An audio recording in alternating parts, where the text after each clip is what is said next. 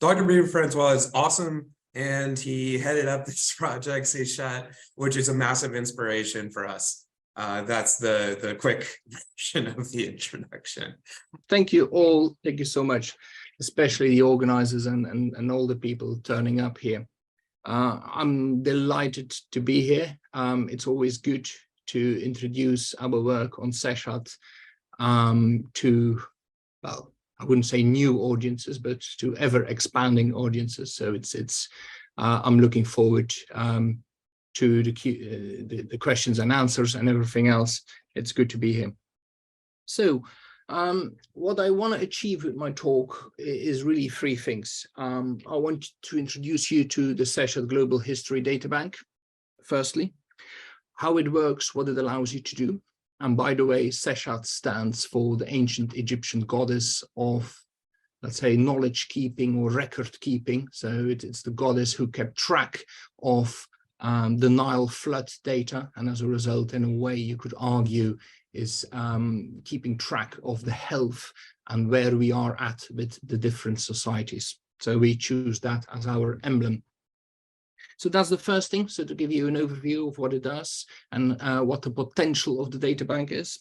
Secondly, and probably more importantly, is I want to walk you through some of the key design choices that we have made, which underpins our project. And this is very much from a plural and even humble perspective.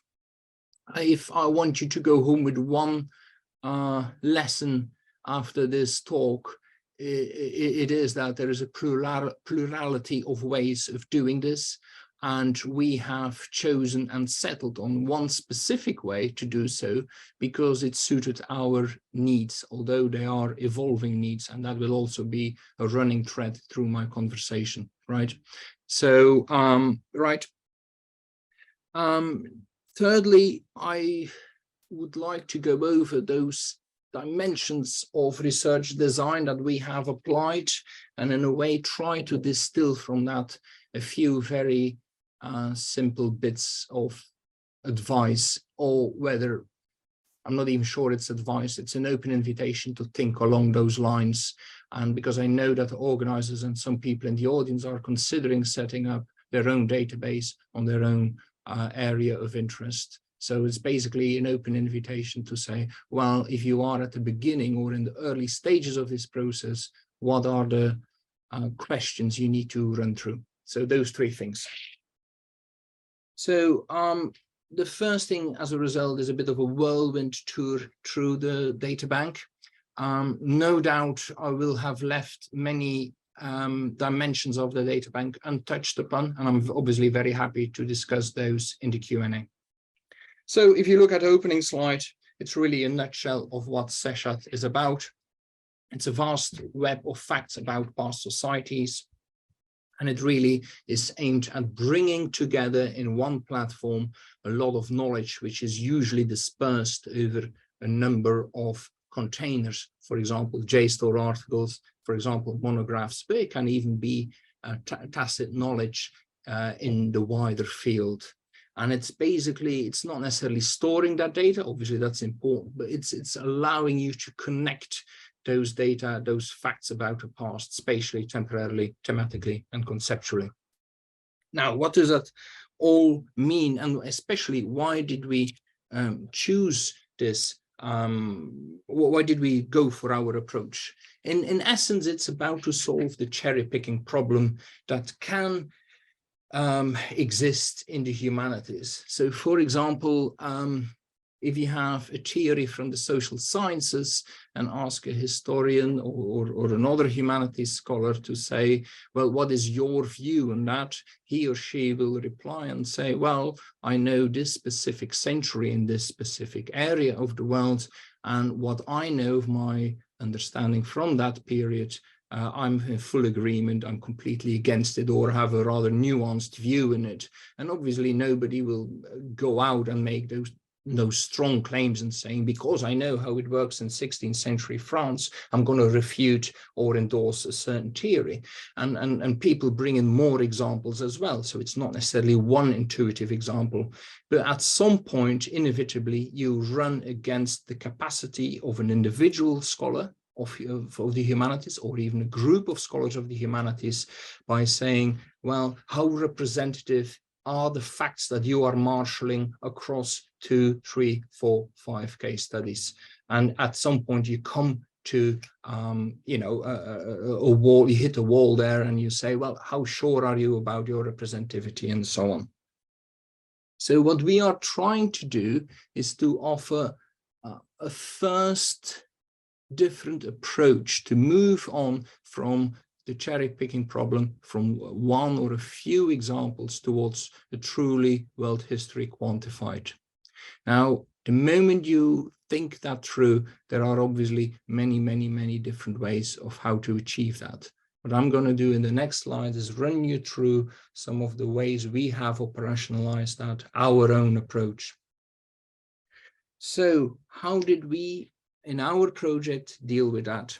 So our first probably starting point was that we wanted to capture as much diversity in human experience as possible, at the same time keeping it relatively manageable, because as you will, I hope you will understand by the end of my talk, is that coding up, gathering data on all the things we do is exceptionally expensive as well. So we need to be pragmatic and say, well, this is where we are at. This is our first approach, our first stab at it at the moment. So the first thing we did is we divided the world in world regions, and we didn't invent a wheel there. We went to the way UNESCO has divided up the world in 10 world regions.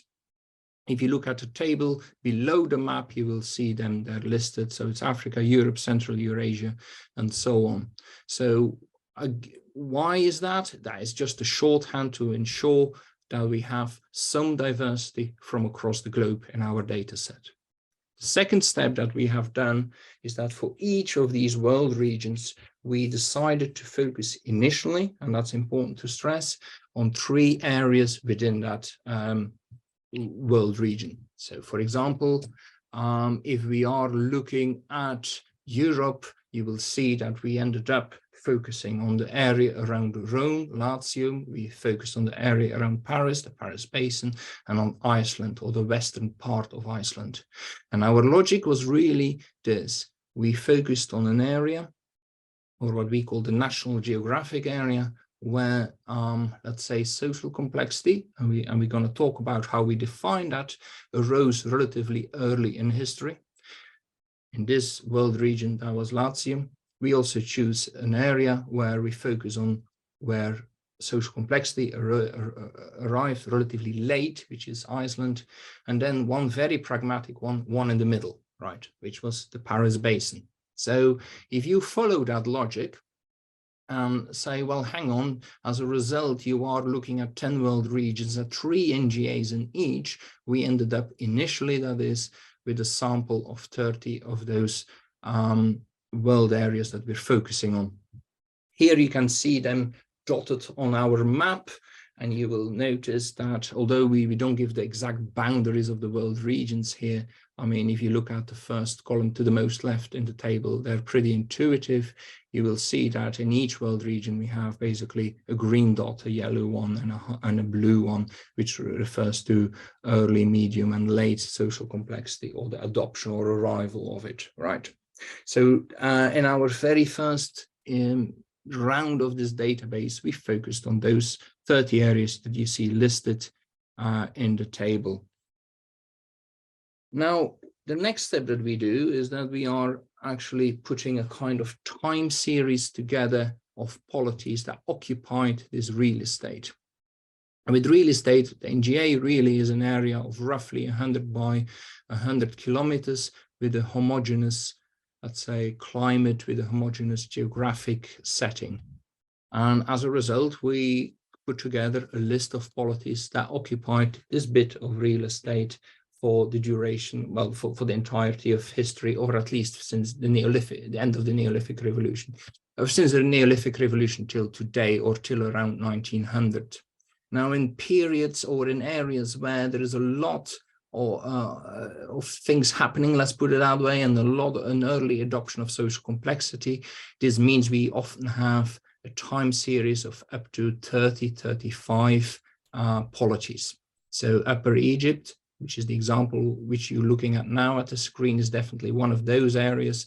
And here you see the earliest part of that time series. So it starts with the Badarian and it goes all the way to New Kingdom Ramesses. But in a way, just imagine it goes all the way more or less till 1900. It continues. And if you add it up, these are 30, 35 polities we have for those areas. Needless to say that not all areas yield the same number of polities. So if we were to look at Iceland, this is a much shorter list of polities we are having there. Right. In a way, at this stage, we are leaving the NGA and those time series a little bit aside, because really this is to capture, what we are doing now is to capture the diversity of polities in our sample.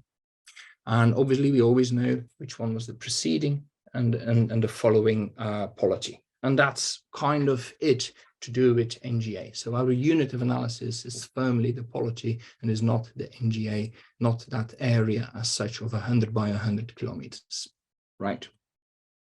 The next step is that we are gathering data on theoretically motivated variables. This is partly driven by our research interests. As any human being, I'm more interested in certain theories and areas of human experience than in others, but also partly driven by our grant capture, in the sense that sometimes, you know, as everyone else in this room, you apply for a couple of grants and you're lucky if you get one, and this pushes you kind of pragmatically towards a direction, at least in the next few years, in a certain direction. Having said that, the broad areas that we are interested in is social complexity, and we're going to talk a bit later about how we define that. It's the area of warfare, ritual and religion, agriculture, and so on. So these are the themes or the broad topics that we are interested in and that we are going to design variables from within each of these areas. I mean, probably the most important thing that I've said in this bit is that it's theoretically motivated. So we are not trying to, let's bring in data on each of these polities as it is available, right? So that's not our approach. For example, for polity A, the following 50 variables actually yield the most rich information that is available. And for polity B, it's a slightly different set of variables. No, we are obviously following through the same set of variables, even if that means that at some polities we're asking to code for information. And we know in advance that it will be very hard to find information on, or the other way around, that we are having an exceptionally well-documented polity and we're only focusing on 50 variables, let's say, whilst knowing fully well that if we had devised 600 of those, that we could also answer them.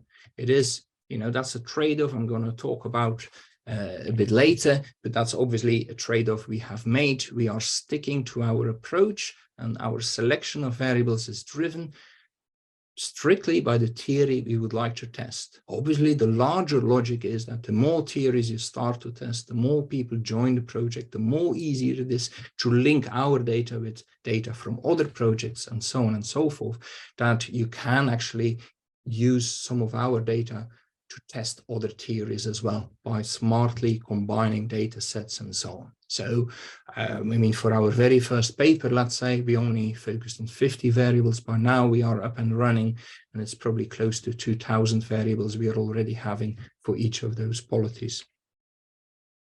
Right. To give you an idea of what it is we are looking at, I'm giving you here an example of a few variables, all to do in the domain of ritual. So we are interested in,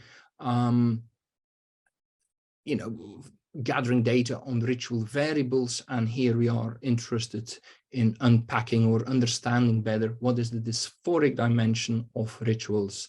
So we basically are coding for fasting, absent, present, sleep deprivation, and so on. And then towards the second half of your screen, you see the euphoric elements as well. This is, I mean, this will not be a secret. Those variables are pertaining directly to the modes theory, or the ritual modes theory, as developed by my colleague Harvey.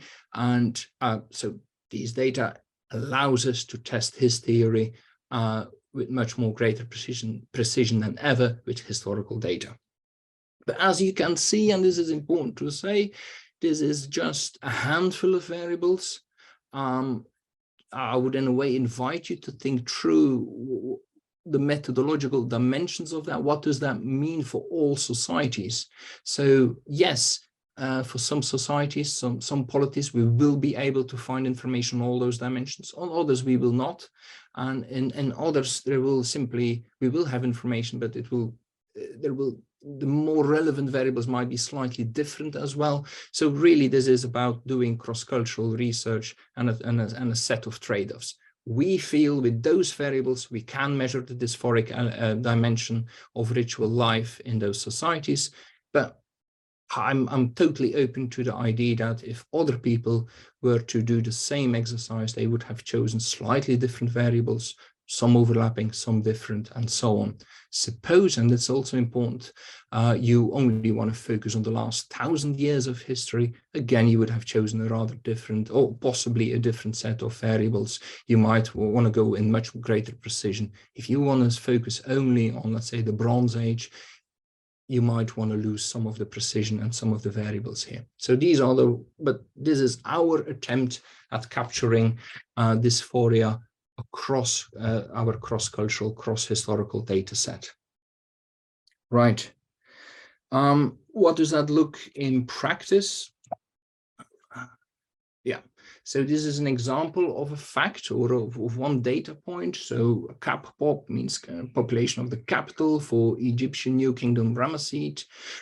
And as you can see, between those card symbols, we have the name of the variables, and then we have a range expressed here. But at the same time, we capture much more than that, because what we don't want to create is a kind of black box in which I or my team provides you with a certain data set, and we say to you, well, good luck, and you have to kind of trust us that this is the data set that we put together to the best of our ability. Firstly, we also add a textual description to it all, in the sense that we are adding our thinking behind the range that we have reported here. We are also trying to link that as much as possible to references, recent highly valued references. So in other words, if you disagree with our data, that's no problem. You can see on what basis that we have made our choice to say this is the data point for this specific variable. It's perfectly possible that in the last 5 years, because this is relatively old, this is an example of a workshop we organized with Egyptian scholars in 2014. It's perfectly possible that in the last 9 years, more recent information has been put together, and then of course we can update that. Another point I would like to highlight is that we put 250,300,000 in between brackets, and really our bracket system, it's slightly convoluted because it's machine readable, but it allows us to capture a range, but also a range of disagreement and a range of uncertainty. These are two different dimensions.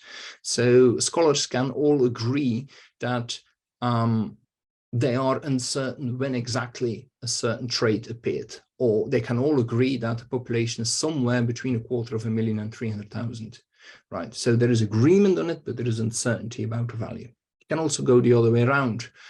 Scholars can provide you very specific data, but they are disagreeing. So one scholar says this, the other scholar says that, right? So we are trying, again, in probably a relatively crude way, but we are trying not to brush those dimensions, which are all important to us, under the carpet, but try to capture those in a kind of standardized machine readable way as much as we can. All right.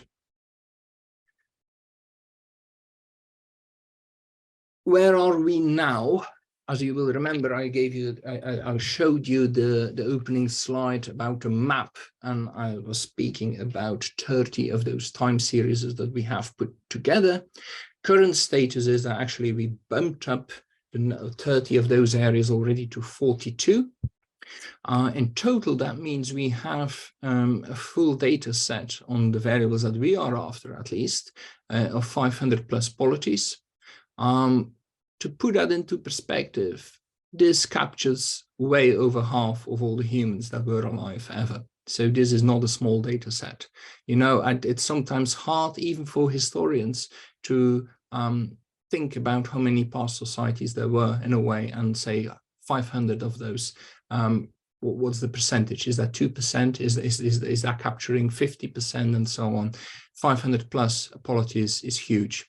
We have, between 1,500 and 2,000 variables, and we have by now, as I showed you, we have 120,000 facts, and it's growing literally on a day-to-day basis.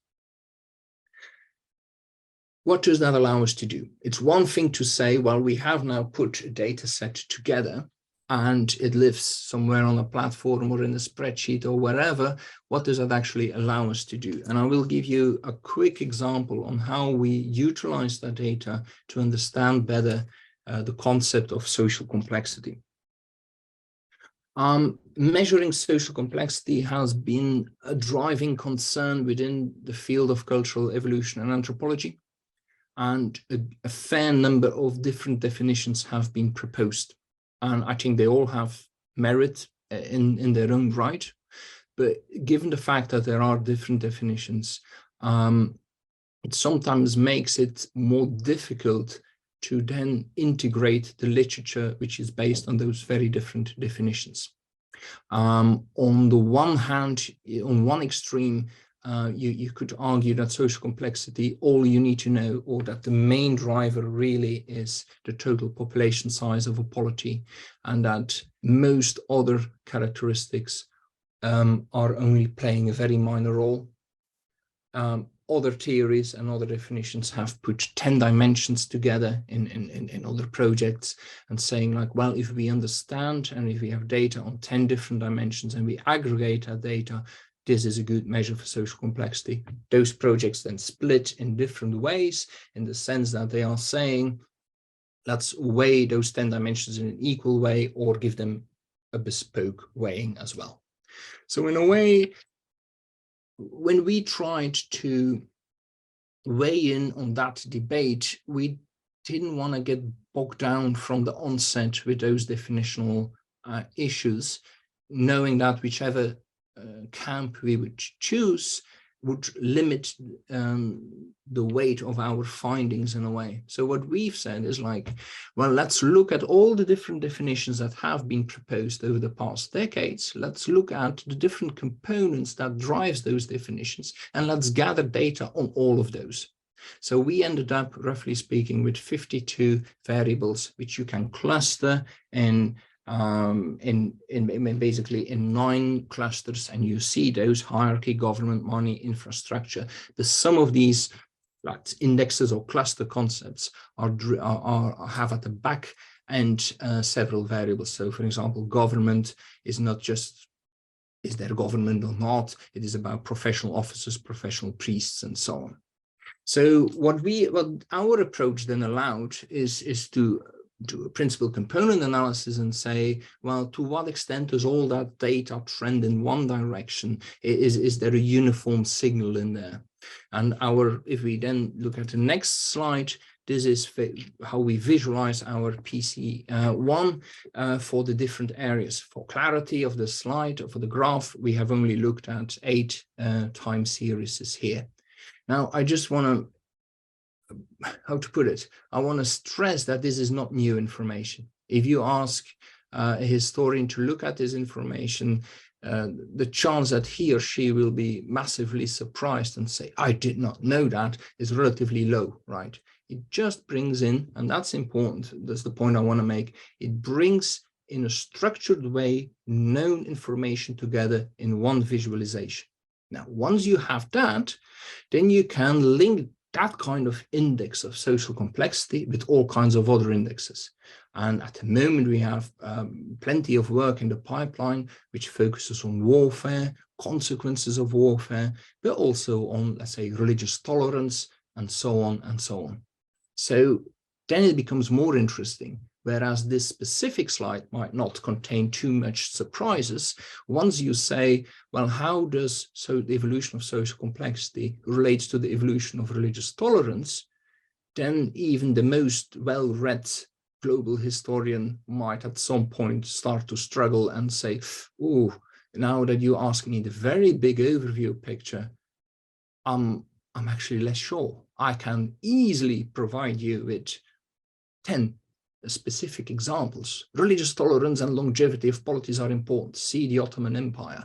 But if you ask, well, in global history, in world history, how representative was the Ottoman Empire? That becomes a very different story. How many counterexamples can we find, and so on?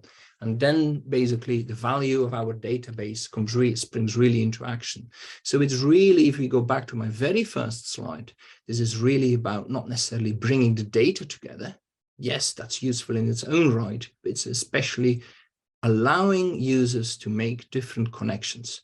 And it's in that area where I think the surprises or the most traction of our work lies.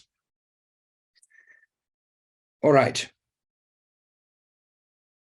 All of the above might come across as relatively simple or straightforward, or even maybe even common sense, and saying, sure, that's how you do it. I mean, that is obviously not the case. And I'm sure most of you have thought about that. Our end product, the one I just basically detailed so far to you, is the result of a fairly large number of research design choices. And any of those could have gone the other way around. And some of those are designed or we settled on because of principle, because of philosophy, because of how we feel we should be doing science, but also, and let's be honest about that, about pragmatism. How much money do we have? What are our resources? What is the timeline we're working towards? What do we want to achieve in 2 years, 3 years, and so on and so forth? So to be open and transparent, I'm going to walk you through I'm lying already. I'm going to walk you through 5 of the most major design choices that we have made, not to convince you that our approach is right, but to hopefully convince you that given our ambitions that we stated at the time, our decisions were sensible, right? And then we can have a debate about those. So hugely important. We made a lot of decisions about our sampling strategy. Now, if we are going to compare projects, for example, my own with HRAF and so on, which is looking not at historical data, but about ethnographic data, the end goal, there is usually not that much debate about. We want to capture all the data possible. Fine. I mean, most projects agree on that. Where the debate and where the trade-offs and the choices start is how to get going, really. And in the sampling strategy, I think one way of thinking it through is how dirigist you are in putting up your sampling scheme. Now, I will immediately say our project has been relatively strongly dirigist in the sense that we designed the sampling strategy, right, those 30 areas, and we stuck to it, at least for the very first few years, and we were almost, I wouldn't call it not interested, but we were really on the ball in terms of what about polities that fall in between our time series? What about, hey, you put that time series of polities in this specific area together, and you have missed out with a small margin, a very well-known polity with rich data. Do you want to code it? Do you want to have it? On all of these questions, we stuck very much to our own research design and said, no, we have a research design, which we communicated well and many times. It's those 30 time series, it's those polities that fall part of it, and anything else that goes beyond that, not for now. And that at least was the reality for the first half of our project. Now, a very different approach, for example, with HRAF is to almost let the community, so we went to the community with our needs of filling in the data set that we felt we needed to put together to start writing articles. A very different approach, for example, with HRAF is let the community come towards you, right? And whoever comes with rich data sets and who is happy to present the data in a certain way, which is, which adheres to the rules of your project, you are welcome. And as a result, you are having probably a lot more data in the beginning, but how to query that statistically and in the research design is slightly more difficult. You can obviously do so, but that will take in a way longer time. And I think that's the important thing, given that our project has no, how to call it, core funding, which runs for decades, and whatever happens, you can always rely on a certain amount of money, but it is about grants, and as a result about outputs and delivering within short time frames. We felt we had to stick to our approach quite well. And I think that's what we've done. We have no regrets of doing that, but obviously we are conscious about the limitations of that as well. As I said, some key policies in a way are missing from our data set. So as you have seen from my first slide, it looked at 30 NGAs. By now we are at 42, and actually we're already having a few more in train. We are focusing on some specific gaps in our data set already. But ultimately, what I want to communicate is any project which attempts of doing what we are doing needs to think hard about how do you want to get going with your sampling scheme, right? And there is no right or wrong way, but it has consequences on resources, timelines, and so on. So it is important to set a bit of time aside in the beginning to make sure that all the players in your team are happy with whatever decision you make. Right. A second research design was that you see that, relatively speaking, our 30 areas are relatively far apart from each other. So from the beginning, we consciously chose to reduce as much as possible through the sampling scheme spatial autocorrelations. This was driven by the fact that specific questions that we wanted to see answered in the first 5 years of the project benefited from removing as much as possible spatial autocorrelations. However, if you are looking into how things diffuse, how things spread, of course, our approach is not a good one. Then you need to look at spatially continuous data. Then you want to see how neighbor polities, neighbor states adopt innovations, ideas, and so on. So again, we for the first set of questions we wanted to see answered, we had a certain approach, and by now we are filling in the gaps. Not only are we adding additional time series to the mix, we're also actively coding for 2 specific areas, especially Eastern Europe and the Sub-Saharan. We are basically coding a continuous bandwidth of all polities known. So again, it's those kind of decisions that are driven by the type of questions you can ask in a meaningful way from your database or not. So obviously we need to think about that. Thirdly, you need to think about the importance of time depth. How far back in time do you want to go? Or put differently, you can also look at the other way around. How recent in time do you want to go? None of these are trivial decisions. By adding 2000 years on one end, you are spending a lot of money and a lot of person months. So it's important to be clear about that. For your specific questions, which time depth do you need? Now, we were always interested in finding trends and theories and hypotheses that could capture as much as possible change over very long-term time scales. So we did not wanted to explain one specific transition, but ideally 3 or 4 of those, and can we find universal patterns in there that can explain those, all of these transitions. So for that purpose, we needed time depth. Again, sorry, Peter. Sorry to jump in. It seems like your slides have been stuck for a little while. Oh yeah, no, that's that was the last slide. That's fine. Oh, okay. Sorry, Yeah, sorry yeah. for interrupting. No, that's fine. So what I'm trying to here to say is you need to think very hard in the beginning what it is, what is the period you want to engage with. Fine. The fourth dimension I think in our research design is what I already mentioned is we focused simply on theoretically motivated variables. A different approach, and equally valuable, but for different purposes, would be to say, I want to be able to capture all the most important information of a certain society.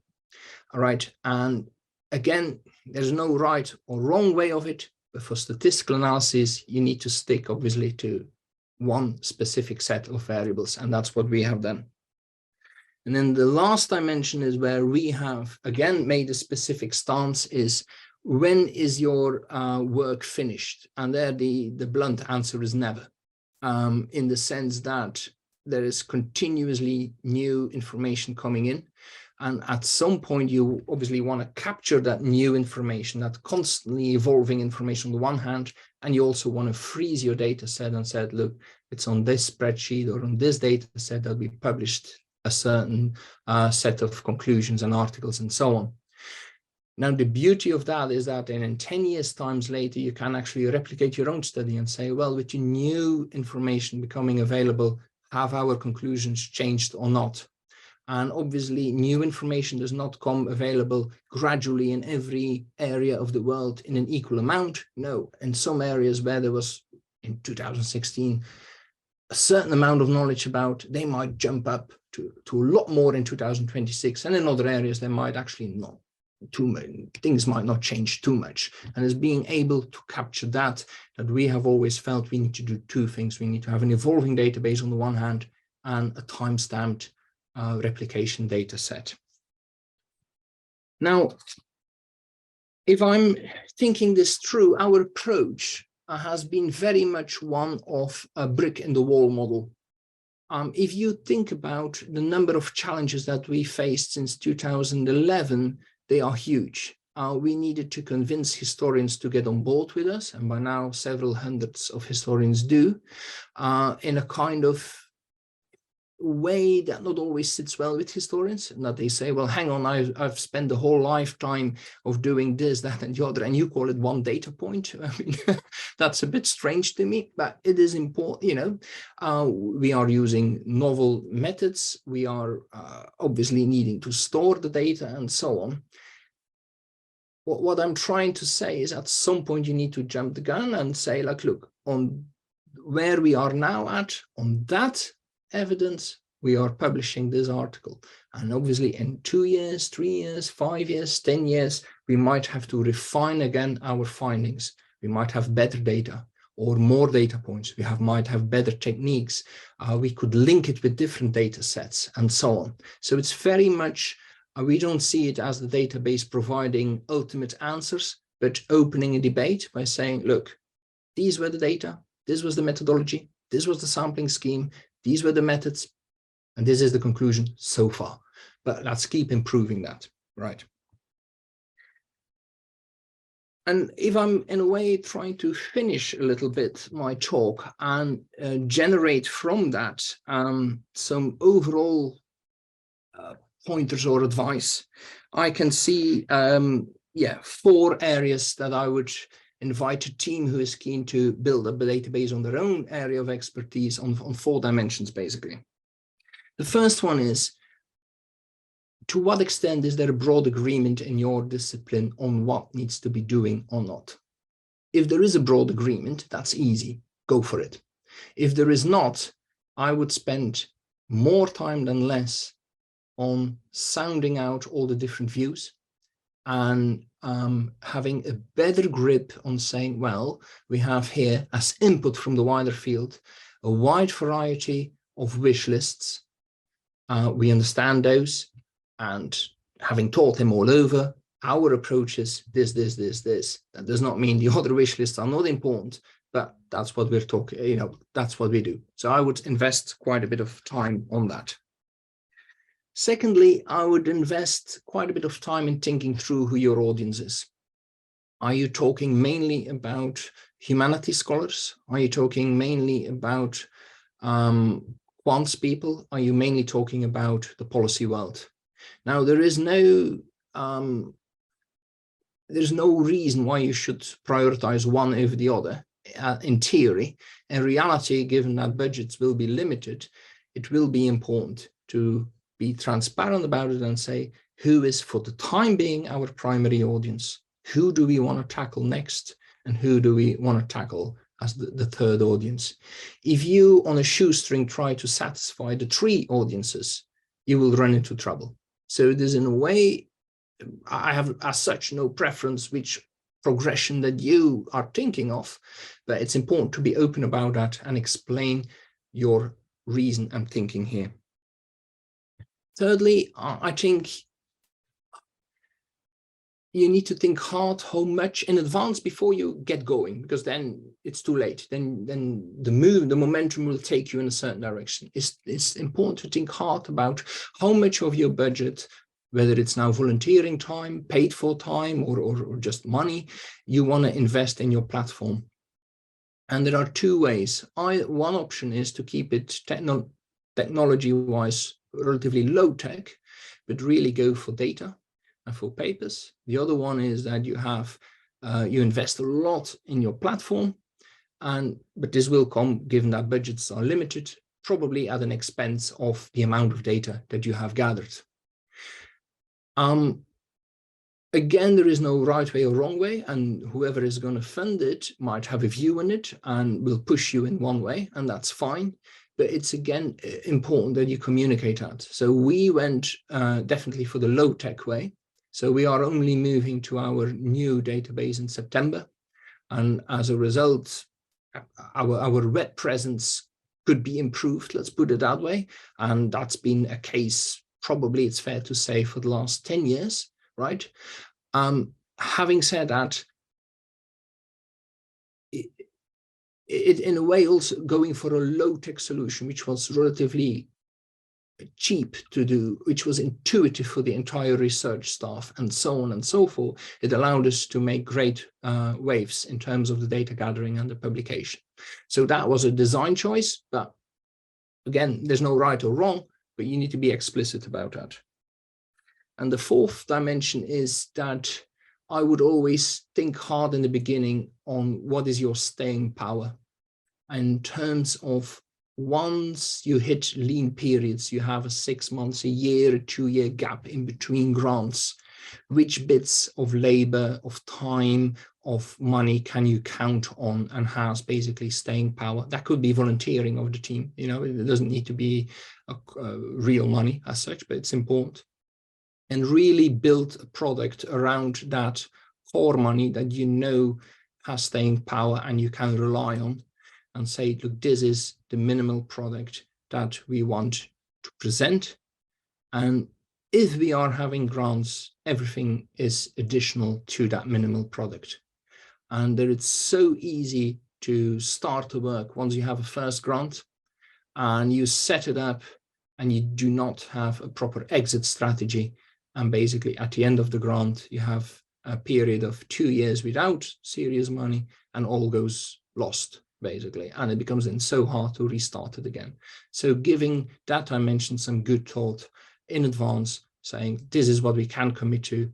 And actually most of our budget through grants will be additional to that. I think that's a pretty important one as well. And I'll probably leave my talk here. I think I have 15 minutes left for questions. So I'm very happy to answer either on the strategy or on specifics. Any questions? Thank you so much. It was super, super informative, and I'm sure, especially, hopefully as we move forward with database project, we'll probably be appreciating this advice even at an even greater rate as we move forward. But yeah, we have just about 15 minutes for questions. So try to like either just put question in the chat or hands up, and I'll kind of go as I see them. Guillermo, you're first. Yeah, thank you. Thank you for the nice talk. And I have a technical question, and is that you mentioned that, yeah, the importance of data, and you are collecting information from different sources. And then the question I have is, what do you think about artificial intelligence technologies to try to get information in a kind of systematic way from different sources? What do you think about those approaches? I have absolutely nothing against those approaches. They obviously come with lots of loose ends and question marks at the moment.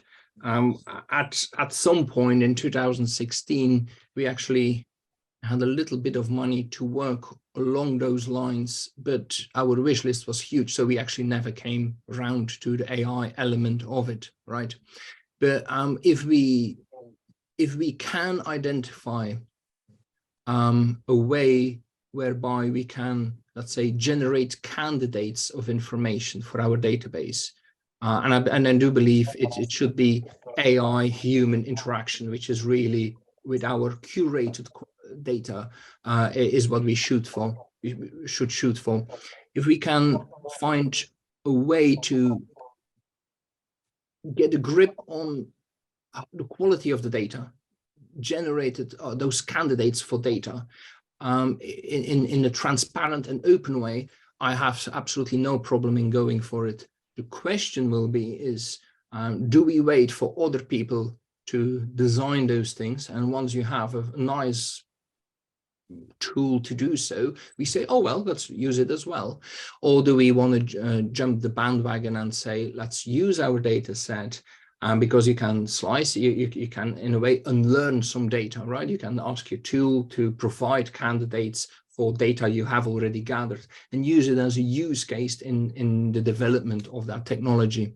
So one of the areas that I'm interested in, I'm the academic lead, the team lead for the Arts and Humanities at the Alan Turing Institute, which is focusing on AI in London. And that's definitely an area we would like to approach with the AI specialists there and say, well, we have a database, and because the past is known to some extent, we can retrodict the past in a way. So there's plenty of opportunity there, but I think for the next few years, all of this has to be experimental, and the value is probably more on fine-tuning methods and seeing how the arts and humanities can contribute to those, rather than saying this is a quick fix to get data in our database, and whatever the data is, we're happy with it.